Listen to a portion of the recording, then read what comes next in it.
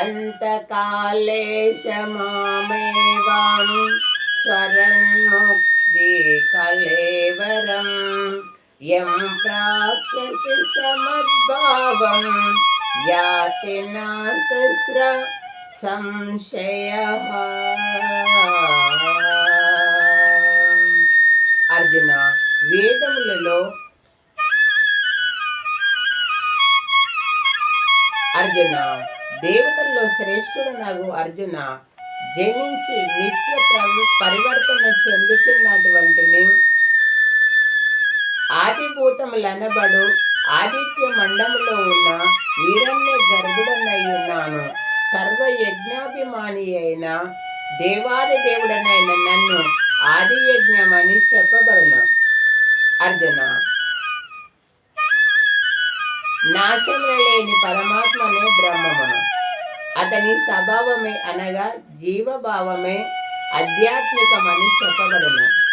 ఈ ప్రపంచంలోని ప్రాణుల యొక్క ఉనికికి కారణమైన వ్యాపారమే కర్మ అని చెప్పబడును.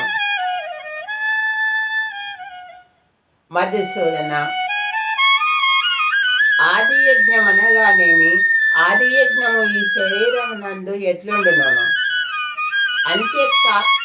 అంత్యకాలమున ఆసనాదుల నందు నిన్ను లగ్నము చేసి యోగులైన వారు నిన్నెట్లు పొందుదురు మాధవ, నిన్నెట్లు పొందుదురు?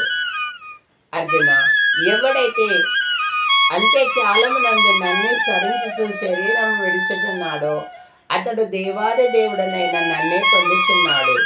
ఇందు ఏమాత్రము సందేహము లేదు పార్థ, సందేహము లేదు. కౌంతేయ, మనుష్యుడు అవసనాదులందు ఏ దేవతలను స్మరించుచు శరీరం విడుచున్నాడో అతడు మరో జన్మలో ఆ స్వరూపమునే పొందుచున్నాడు. ఎలాననగా ఆడు బ్రతికి ఉన్నంత కాలమును ఆ స్వరూపమునే స్మరించుచున్నందువలన మరో జన్మలో ఆ స్వరూపమునే అతడు పొందగలుగుచున్నాడు. భర్త పొందగలుగుచున్నాడు.